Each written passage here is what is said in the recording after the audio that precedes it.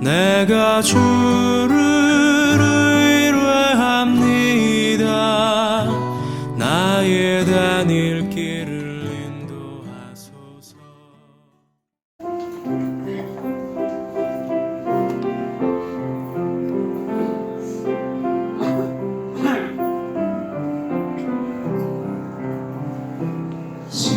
심령이 가난한 자는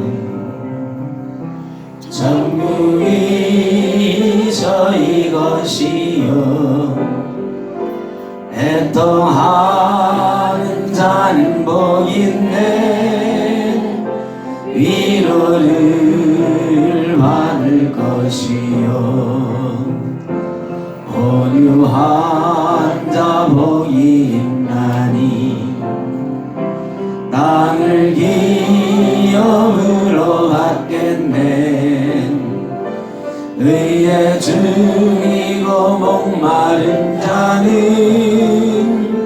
저희 배 부를 것이요 긍휼히 여기는 자는 긍휼히 여김 받겠네 마음이 청결한 자는 하나님을 볼 것이요 화평케 하는 자는 하나님의 아들이라 일컫네 의를 위하여 핍박받는 자 천국이 저희 것이라 내게도 주소서 내가 먹을 받기 원하는 오늘 주여 주소서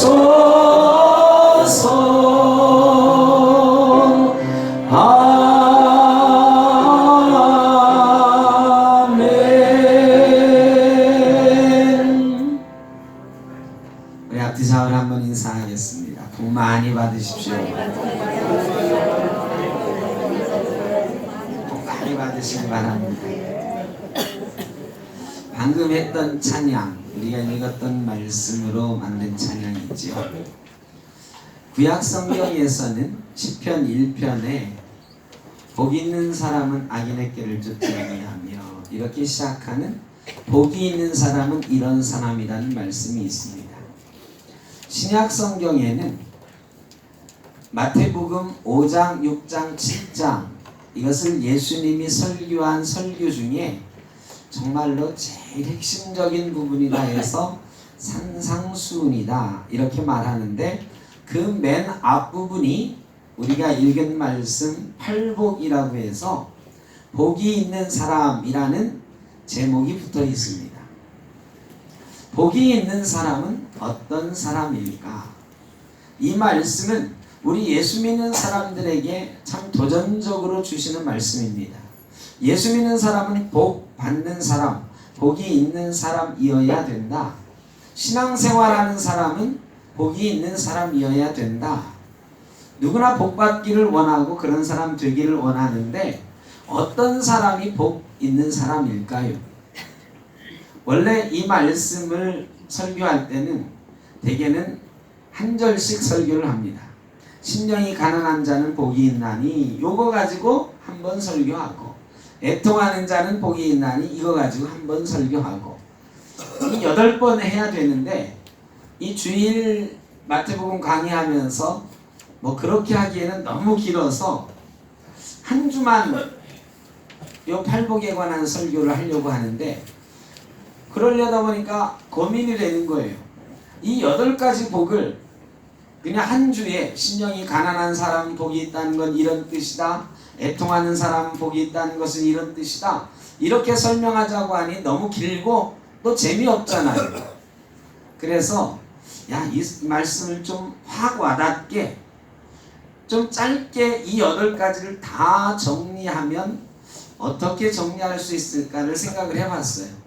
대체 어떻게 예수 믿어야 복 있는 사람이라는 얘기일까? 예수 믿는 사람은 어떤 사람이어야 복 받는다는 것일까? 한번 생각을 해봤습니다. 그래서 제가 그냥 나름 생각한 이런 사람이 예수 믿는 사람이고 이런 사람이 이렇게 예수 믿는 사람이 복이 있는 사람 아닌가 하는 말씀을 오늘 드리려고 해요. 세계 철학자들이 참 많이 있습니다. 고금 이래로 수많은 철학자들이 위대한 명언들을 많이 남겼습니다. 여러분, 철학자들이 했던 유명한 말 중에 여러분이 기억하는 말 뭐가 있습니까? 네, 철학자들이 했던 말 중에 유명한 말. 네, 너 자신을 알라. 이 말이 탁 튀어나오네요. 조금 뜸을 들여다와야 되는데 맞습니다. 제가 하려고 하는 말씀이 바로 너 자신을 알라. 이 소크라테스가 남긴 말인데요.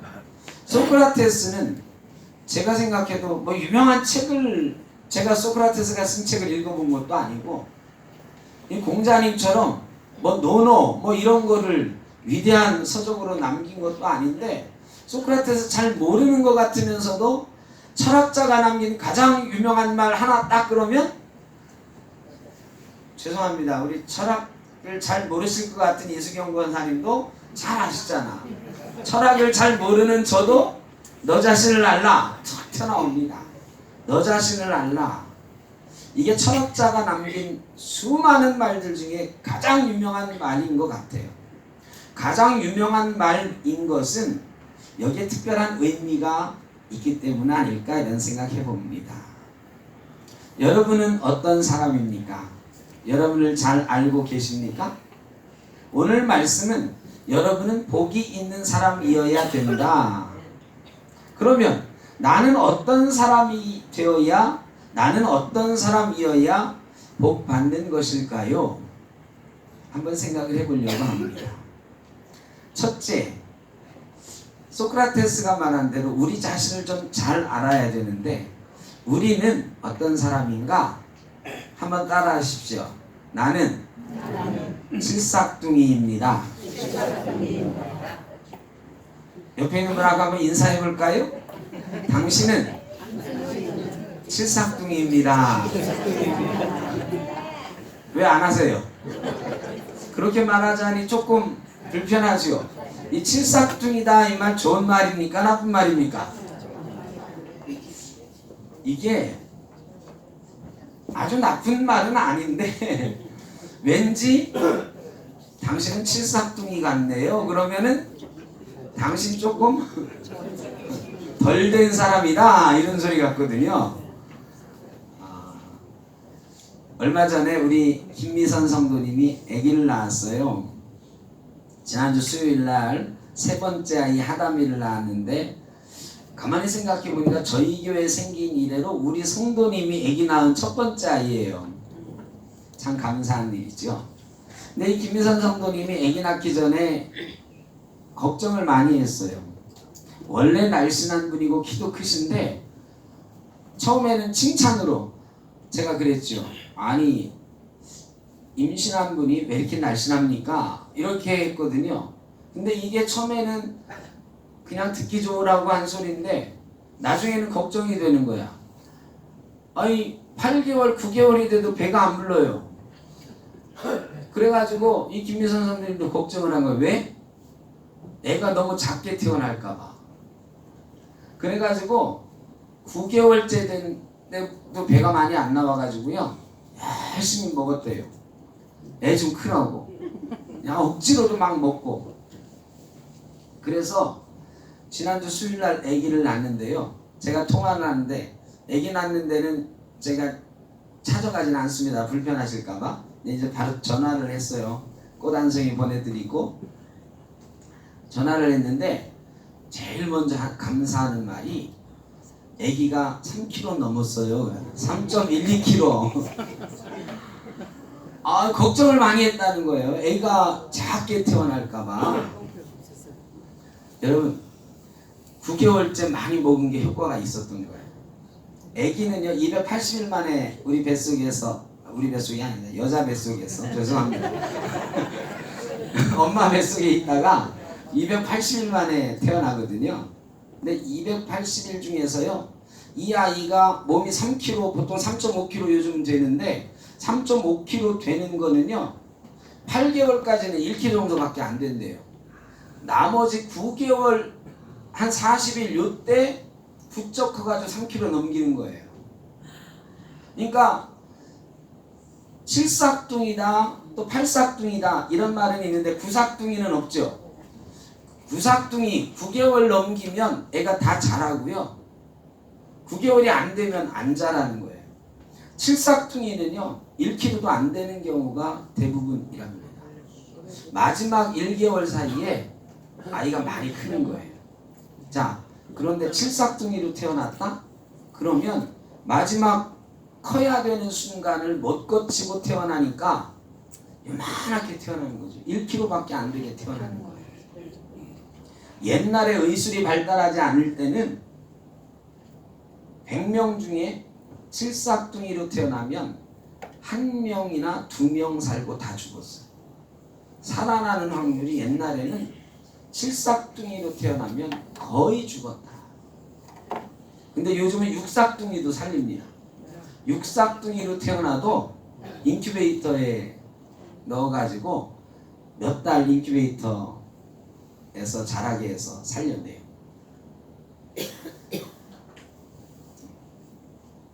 칠삭둥이로 태어나면요 요즘은 100% 사느냐? 요즘도 찾아봤더니요 2 내지 3%가 얼마 살지 못하고 죽어요. 그러니까 칠삭둥이로 태어난다고 하는 것은 태아로서 굉장히 부족한 모습으로 태어나는 것입니다. 역사적으로 칠삭둥이 중에 굉장히 유명한 사람이 하나 있죠, 여러분? 우리나라에 칠삭둥이로 출세한 사람 누굽니까? 어떻게 이렇게 잘 아세요? 드라마 봐서 알아요. 드라마 봐서. 네? 드라마에서 한명회 하도 많이 나와가지고 한명회가 이 칠삭둥이다 그래요. 영의정의 아들로 태어났는데 이게 칠삭둥이로 태어나가지고 이 공부도 잘 못하고요.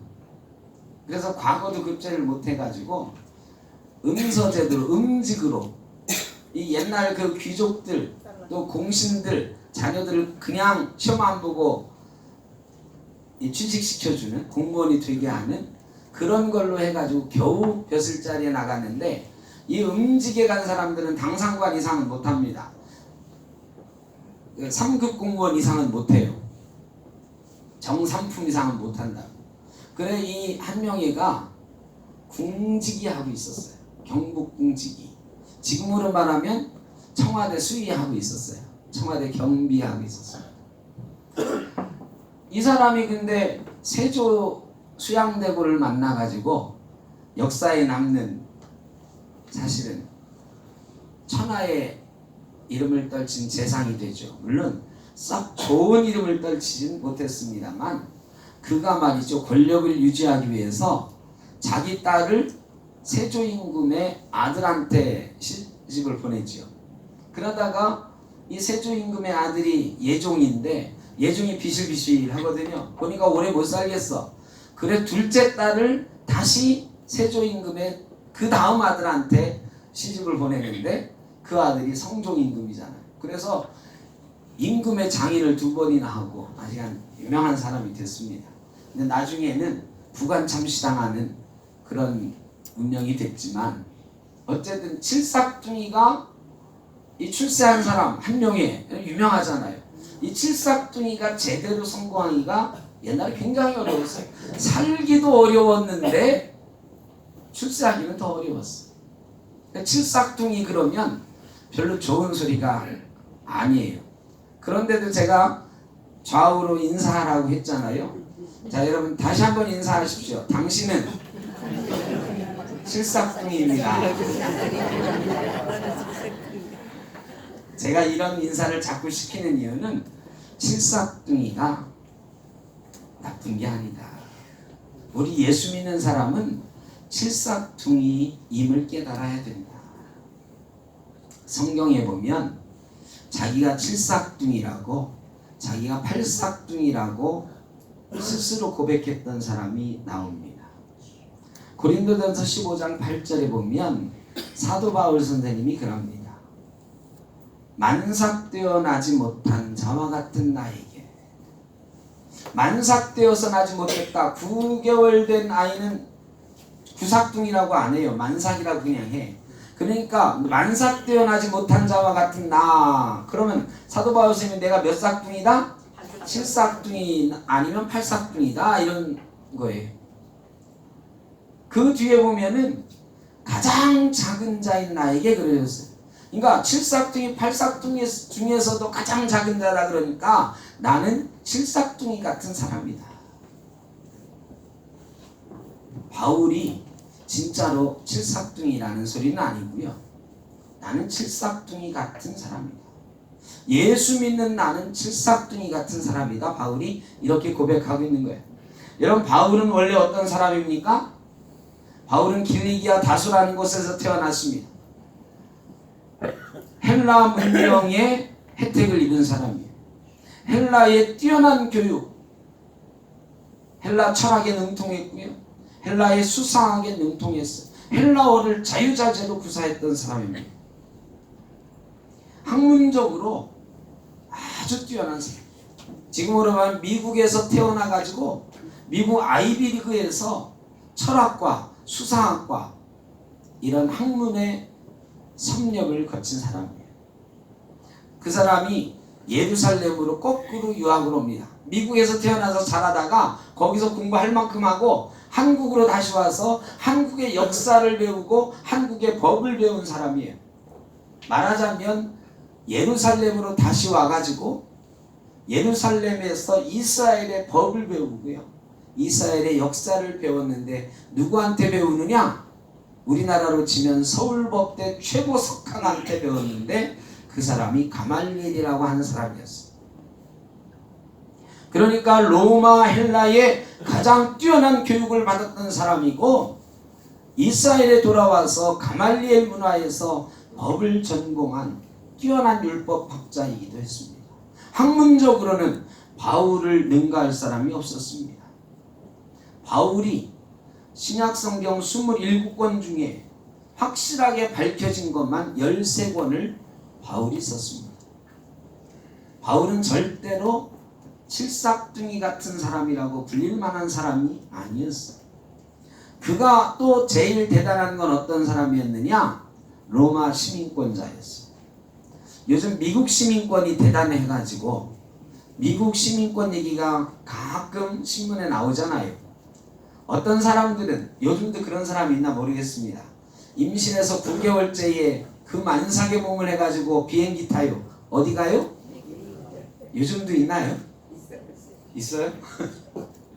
미국 가가지고 아기 낳으면 어떻게 된다고요? 미국 시민권자 된다고? 미국 시민권 얻으려고 그렇게 길을 쓰는 사람들이 아직도 있나 봅니다. 바울은 로마에서 태어났어요. 길리기아 다소라고 하는 로마 영 안에서 태어났는데 태어날 때부터 로마 시민권을 가진 사람이었습니다. 이 로마 시민권이 얼마나 대단한가? 사도행전 22장에 보면 바울이 예루살렘에서 감옥에 갇힙니다. 감옥에 갇히는데 백부장이 이 바울이 감옥에 갇혀서도 당당하잖아요. 그러고 막 말을 자꾸 하잖아요. 백부장이 화가 났어요. 이 죄인으로 잡혀온 주제에 그래 바울을 밧줄로 이렇게 맵니다. 그리고 채찍으로 때립니다. 바울이 그때 그럽니다. 너희가 로마 사람인 나를, 로마 시민권자인 나를 죄가 정해지지도 않았는데 이렇게 때리고 이렇게 묶어도 되느냐? 아니 이 백부장이요 사색이 됐습니다. 아니 로마 시민권자냐고 막 달려가요. 누구한테 달려갑니까? 천부장한테 가요. 천부장은 당시 로마가 예루살렘에 주둔시킨 군대의 총사령관이에요. 장군입니다. 이 천부장한테 달려가서 장군님 큰일 났습니다. 저 죄인을 내가 몇 대 때렸는데 자기가 로마 시민이랍니다. 여러분, 로마 시민을 재판하지 않고 죄도 밝혀지지 않는데 때리면 그 사람 큰일 납니다. 천부장이 막 달려와가지고 아니 정말 로마 시민이냐고. 그래 내가 로마 시민이다. 천부장이 그럽니다. 나는 돈 주고 로마 시민권을 샀는데, 이 천부장이 꽤 높은 장군임에도 불구하고 자기는 로마 시민권을 돈 주고 샀대요. 근데 당신은 어떻게 시민이 되느냐? 너는 얼마 주고 샀느냐 이거지요. 근데 바울이 뭐라고 그래요? 나는 날 때부터 로마 시민이다. 여러분, 돈 주고 산 사람이 날 때부터 로마 시민이다 하는 사람 앞에 찍소리도 못하잖아. 큰일 났어. 왜 진작 얘기 안 했냐고. 바울이 그때 내가 로마 황제에게 가서 재판받겠다. 여러분, 로마 황제에게 재판받겠다. 로마 시민이 그러면 로마 황제 앞에 데려다 줘야 돼. 지금 바울은 어디에 있어요? 예루살렘에 있어요. 근데 로마 황제에게 재판받겠다고 그러니까요, 난리가 났습니다. 백부장을 시켜가지고 군인 100명 딸려보내면서 이분을 로마 황제에게까지 잘 모셔다 드려라. 그게 사도행전 22장 뒤에 나오는 얘기예요. 가다가 배 타고 가다 유라굴로 광풍도 만나고 멜리데 섬에도 기착하고 멜리데 섬에서 보블리오의 부친을 고쳐주기도 하고 하는 이 역사가 바울을 로마에 데려다 주기 위해서 가는 도중에 일어난 거예요. 죄인을 호송하는 게 아니에요. 죄인 호송하려면 그저 묶어가지고 몇 명 해가지고 끌고 가면 되는 거잖아요. 근데 지금 이거는 바울이라고 하는 로마 시민을 황제에게 재판받는다고 하니까 로마 황제 앞에 로마에 데려다 주기 위해서 모시고 가고 있는 거예요. 말하자면 우리나라에서 미국 시민을 한 명 붙잡았어요. 미국 시민이 뭐 잘못한 것 같아서 붙잡았는데 나 미국 시민이다. 미국 대통령 앞에 가서 재판받겠다. 그러면 우리가 어떻게 해야 되는 거냐면, 그 바울 그때 이야기를 비추면 비행기 하나 잡아가지고요, 1등석 태워가지고 경호원 수십 명 붙여가지고 어디다 데려다 줘야 돼요? 백악관에 데려다 줘야 되는 거예요. 요즘 미국 시민권 있다고 그럽니까 여러분? 그런데 안 그러죠. 그러니까 미국 시민권하고 로마 시민권 비교가 안 되는 거예요. 로마 시민권은 어마어마한 권력이고 힘이에요.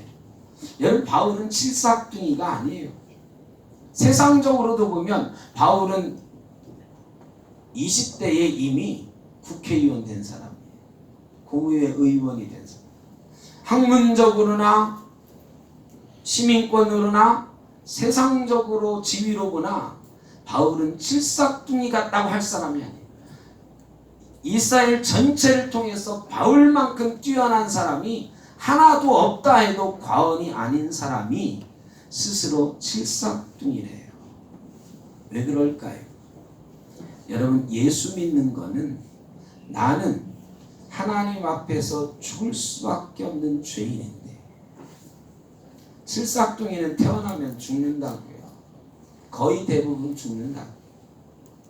우리는 칠삭둥이처럼 태어났습니다. 죄인으로 태어났습니다. 이 땅을 살아가면서 죄인입니다.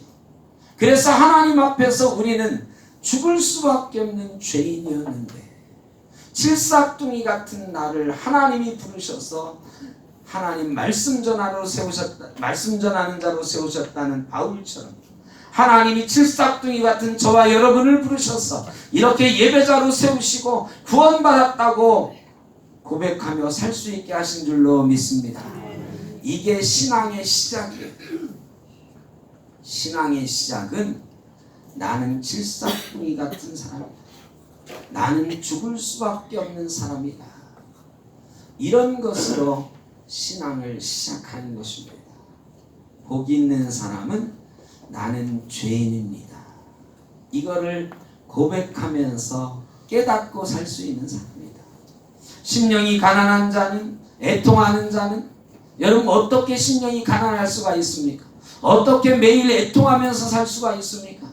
내가 죄인이기 때문에 하나님께서 죄인인 나를 구원해 주시지 않으면, 나를 보살펴 주시지 않으면, 칠삭둥이 같이 연약하고 부족한 나를 이끌어 주시지 않으면 나는 살 수 없다라고 하는 가난한 마음, 애통한 마음으로 살아가는 사람이 복이 있다는 것입니다. 두 번째 한번 따라 하시죠. 나는 예수님 짤입니다. 예수님 짤입니다. 김 집사님이 여자 집사님인데, 여기 김 집사님 있으면 죄송합니다. 그냥 김 집사님이 핸드백을 하나 샀어요. 교회에 이렇게 새 핸드백 들고 갔습니다. 다른 여자 집사님들이 보더니 와 하고 입을 쫙 벌려. 그거 얼마 주고 샀어? 그거 어디서 샀어? 그거 명품이지.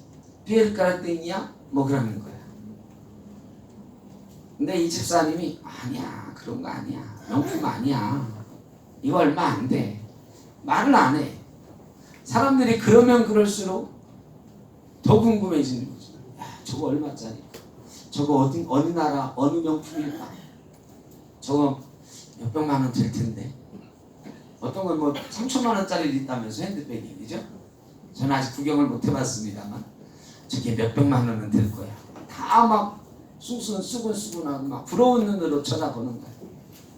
하도 물어대니까 이 집사님이 대답을 했어요. 이거 명품 아니라니까.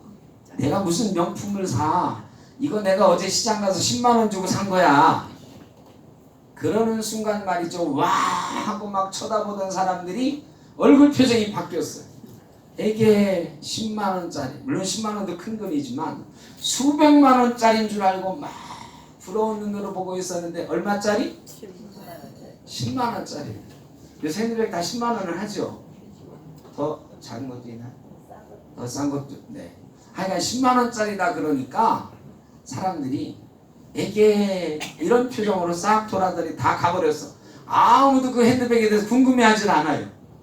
왜? 10만 원짜리는 나도 있거든. 얼마짜리냐가 굉장히 중요해요. 겉보기가 수백만 원짜리라도 이거 10만 원짜리야 그러는 순간 사람들 눈에 10만 원짜리로 보이요. 여러분 값어치를 매기면 여러분은 얼마짜리 정도 되시겠습니까? 한 1억짜리? 10억짜리? 얼마 전에 초등학교에서 설문조사 했다고 하는 게 충격적인 결과가 나왔었잖아요. 제가 한번 말씀드린 적이 있는데, 초등학교 아이들한테 질문을 했습니다. 이 중에 1년만 감옥 갔다 오면 10억 주겠다 그러면 감옥 갈 사람 손 들어봐라 그랬어요. 초등학교에서 조사한 거예요. 여러분 손을 든 아이들이 몇 명이나 됐을까요? 여러분 그렇게 생각하세요? 초등학생 아이들이 10억 주면은 1년 감옥 갔다 올 사람 손 들라고 하는데 여러분 다 들을 것 같다고 지금 생각하시는 거죠? 근데 말이죠, 60% 이상의 아이들이 손을 들었어요. 10억이면 1년 감옥 갔다 올 수 있다 생각하는 세상인데 이게 아이들. 제가 생각하기에 이거 눈 감고 한번 손 들어보라고 하고 싶어요. 여러분 중에 1년 감옥 갔다 오면 10억 준다 그러면 감옥 갈 사람?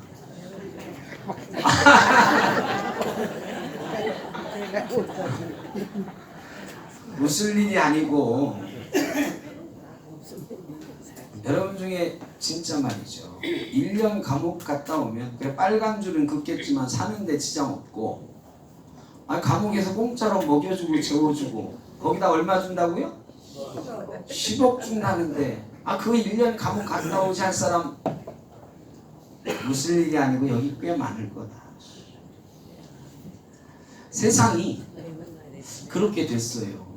돈 10억 준다고 하면 더한 짓도 할 수 있는 세상이 됐습니다. 여러분 우리가 가만히 생각해보면 도대체 얼마짜리 인생인가? 10억에도 감옥 갈 수 있다고 생각하는 그 정도 값어치 있는 인생이었네요. 그거에 손든 사람은요 10억짜리도 안 되는 인생이지. 10억 준다고 감옥 가겠다고 하는 사람이 10억짜리가 되는 인생인가요? 아니 10억짜리가 안 돼. 근데 여러분 우리는 얼마짜리 인생이라고 하나님이 그러시냐면 하나님이 예수님을 주고 우리를 사셨대요. 자, 예수님 주고 우리를 샀으면 우리는 얼마짜리예요? 예수님짜리. 예수님은 얼마짜리? 100억짜리? 1000억짜리?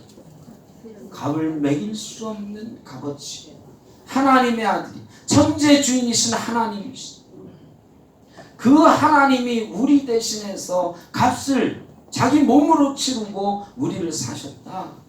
그래 우리는 예수님짜리 인생이야. 그게 우리 예수 믿는 사람. 예수님짜리 인생이 되니까 예수를 위해서 피를 흘려도 좋고 예수 때문에 바보가 돼도 좋고 예수 때문에 다 양보하고 살아도 바보 같다는 소리 들어도 좋은 거예요. 그저 예수님짜리 인생. 김 집사님이 병원에 갔어요. 몸이 안 좋은 것 같아가지고 병원을 갔는데 병원에서 정밀검사 해보라고. 여러분 건강검진 했는데 정밀검사라고 하면 기분 안 좋죠. 그래가지고요 아무래도 심각하다 싶어서 병원비를 재산을 조금 정리하고 해서 각오를 하고 갔어요. 의사 선생님이 검진을 결과를 이렇게 보더니 집에 가십시오 그러네. 집에 가십시오. 집에 가셔서 드시고 싶은 거 다 드시고 하고 싶은 거 다 하시고 가고 싶은 데 가고 그렇게 사시라. 여러분 먹고 싶은 거 먹고 하고 싶은 거 마음대로 하고 가고 싶은 데 가라고 하면 기분 좋으시죠? 그게 뭔 소리예요? 얼마 못 사니까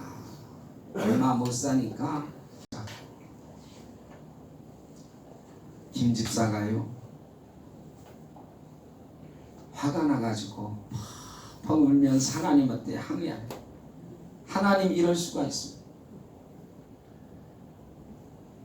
내가 얼마나 하나님한테 충성하고 헌신하고 봉사하고 얼마나 헌금은 열심히 하고 그랬는데 하나님 이럴 수가 있냐.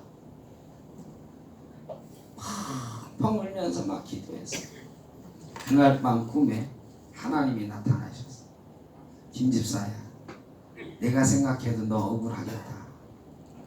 그래서 내가 생각해보니까 너 아직 안 와도 될 것 같아. 너 30년만 더 있다 와라. 깨보니까 꿈이에요. 근데 온몸이 막 날아날 것 같아. 병원으로 달려가지고 막 문도 안 열었는데 막 간호사들 깨우고 막 소리소리 질러. 나 다 나았다고. 빨리 검사해달라고. 의사 선생님을 부르고 막 깨우고 해서 다시 검사해보자고. 이 내일 모레 죽을 환자가 뭐 다시 검사해달라니까 뭐 죽은 사람 소원도 들어준다는데 한 달 뒤면 죽을 사람 소원 들어줘야죠. 병원에서 다 달라붙어가지고 검사를 했습니다. 검사 결과를 의사가 다 받아들더니 이럴 수가 없는데 그러면서 진짜로 다 나으셨습니다. 아직 아멘 하시면 안 돼요. 다 나았다 그러는 거야. 이 김집사가 뭐 너무너무 기분이 좋아가지고 할렐루야 아멘 하면서 막 그래서 정신을 차리고 화장실을 가서 이제 손을 이렇게 좀 씻고 하면서 자기 얼굴을 이렇게 봤더니 또 억울한 생각이 드는 거예요. 몇 년 더 산다고요? 30년 더 산다는데 가만히 보니까 야, 이 얼굴 가지고 30년 살기는 좀 억울하다 싶은 생각이 드는 거예요. 어차피 병원비 하려고 돈도 좀 모아놨겠다. 이참에 30년 펑나게 한번 살아보자. 그래가지고 성형외과로 과를 옮겨가지고 자기가 가져온 돈 다 투자할 테니까 자기를 고쳐달라고 했어요. 눈도 찍고 코도 올리고 몇 달간 대공사를 했습니다. 그리고 여러 날 지난 다음에 그 미녀는 괴로워라는 영화에서 이 붕대 풀르는 것처럼 붕대를 쫙 풀고 그리고 거울을 이렇게 비춰주는데 김집사가 보니까 말이죠, 거기에 말이죠, 자기는 없고 김태희가 있는 거야. 얼마나 기분이 좋은지 말이죠. 이제 30년 펑나게 김태희가 돼서 살겠다 생각하고 병원을 막 나가는데 말이죠, 너무 기분이 좋다 보니까 병원 앞을 그냥 막 날아가듯이 막 걸어갔어. 근데 갑자기 끼끼끼 그러더니 그만 차에 치여가지고 죽고 말았어. 그래서 천국에 갔습니다. 천국에 갔는데 막 천사들이 자기를 환영하고 막 그러는데 김집사가 기분이 하나도 안 좋아요. 왜? 아니 30년 김태희로 살다 와야 되는데 하루도 못 살고 왔으니까 얼마나 억울해. 하나님 앞에 가서 막 따지기 시작한 거죠. 하나님이 30년 산다고 그랬잖아요. 근데 하나님이 그때 깜짝 놀라더니 네가 김집사였구나. 하도 많이 박혀가지고 몰라봤네. 딴 사람 데려온다고 한 게 너 데려왔구나. 그러면서 다시 내려가라 안 하시고 이왕 왔는데 기분 풀고 살아라 그랬습니다. 여러분, 우리는 예수님짜리 인생인데 이미 예수님짜리 인생, 더 갖다 안 붙여도 예수님짜리, 더 안 갖다 붙여도 최고의 가치를 가지고 있는 인생인데 자꾸 다른 거 붙여야 행복해지는 줄 알아요. 자꾸 다른 거 더 있어야 복이 있는 사람인 줄 알아요. 여러분, 그냥 있는 모습 그대로 우리는 복이 있는 사람인 줄로 믿습니다. 우리 모습 그대로 하나님이 사랑하시고 예수님 우리 대신해서 죽으시고 저와 여러분을 하나님의 아들이라, 하나님의 딸이라고 말씀해 주십니다. 다른 게 필요하지 않은데 자꾸 다른 거 더 있어야 내가 행복해지는 것처럼 착각하니까 복이 없어요. 매일 불행이에요. 예수 믿었는데도 뭐가 없으니까 불행해요. 왜? 내가 예수님 짤이라는 걸 모르는 거지요. 내가 예수님 짤인 줄 모르고 10억짜리 인생 되고 싶었어. 내가 예수님 짤이 인생인 걸 모르고 100억만 있으면 허망된 꿈을 꾸다가 불행해하면서, 왜? 100억 모은 사람 제가 보니까 이 가운데는 없는 것 같거든요. 그러니까 불행하죠. 여러분, 예수님 짤이는 100억짜리가 수천억짜리도 아니에요. 값을 매길 수 없는 값어치가 예수님 짤인 줄로 믿습니다. 그러면 늘 행복한 거지. 늘 나눠줄 게 있는 거지. 내가 예수님 짤인데 못 줄 게 어디 있어? 왼뺨을 때리면 오른뺨도 때리라고 내놓을 수 있어요.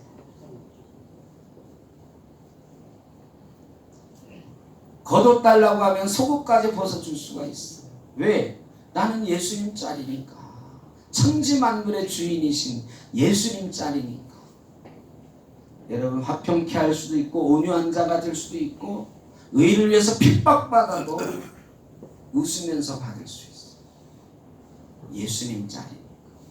그런 사람이 복이 있는 인생이다. 세 번째 한번 따라 하시죠. 하나님의 은혜입니다.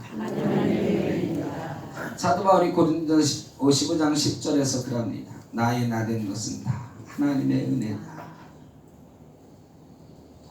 마카리우스라고 하는 성인이 있었는데 많은 제자들이 있었습니다.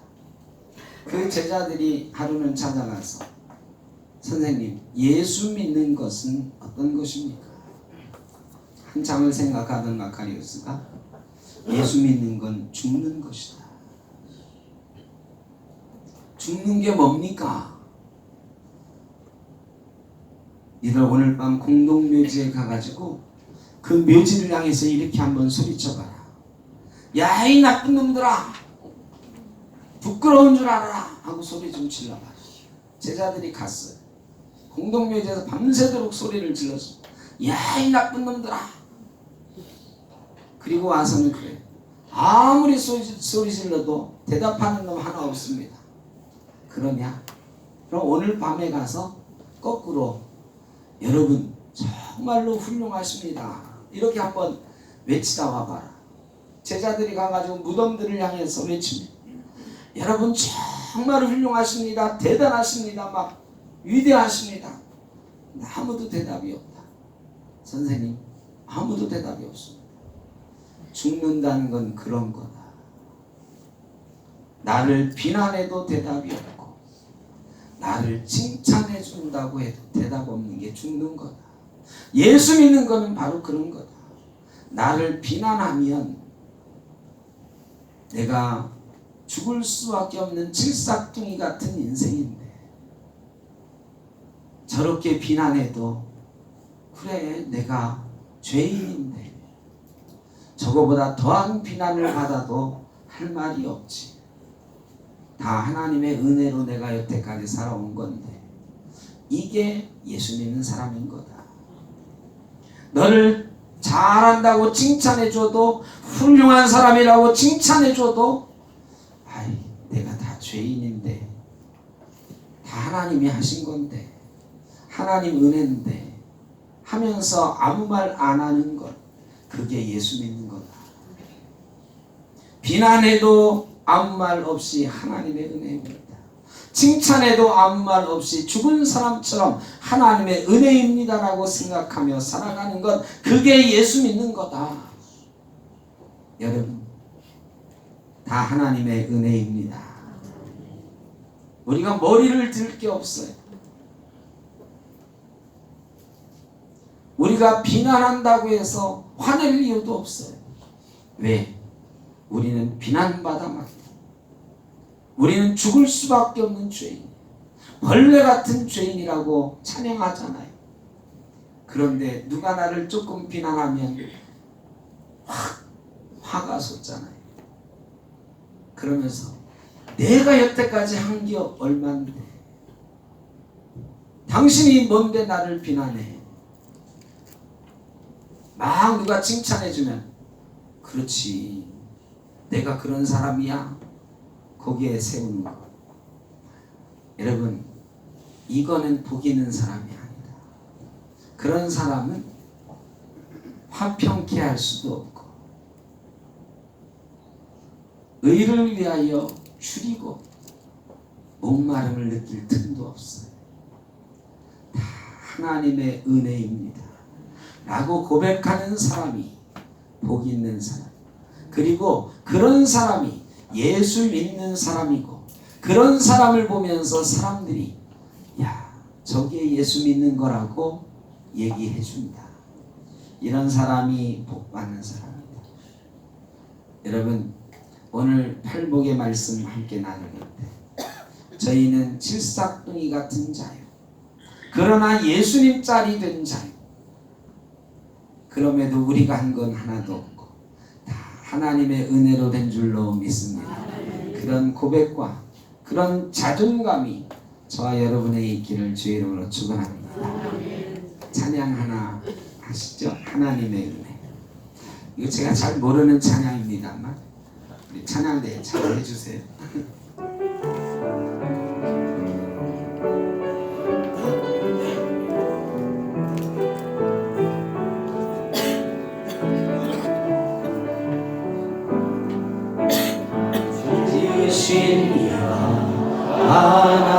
하나님, 나를 부르십니다.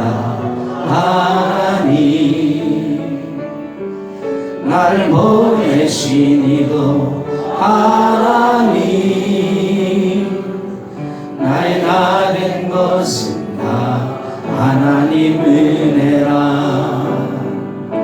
나의 달려갈 길 다 가도록 나의 마지막 걸음 다 십자가 품게 하시니 나의 나 된 것은 다 하나님 은혜라. 한량없는 은혜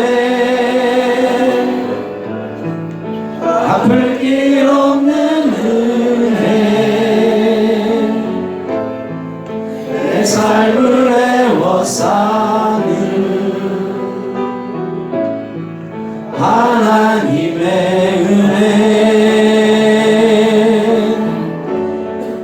나 주저함 없이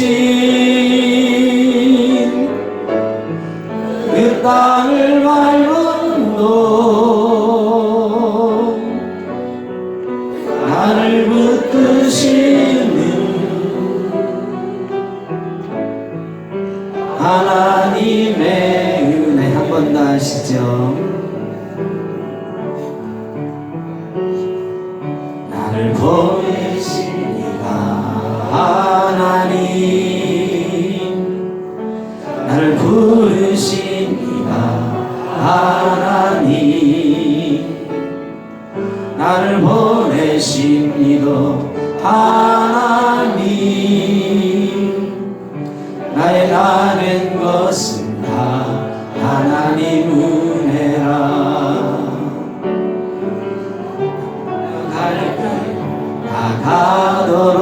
다가도록 나의 마지막 고유 다하도록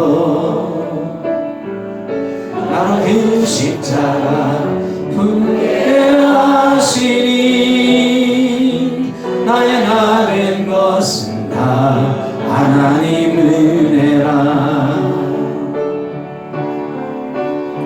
한량없는 은혜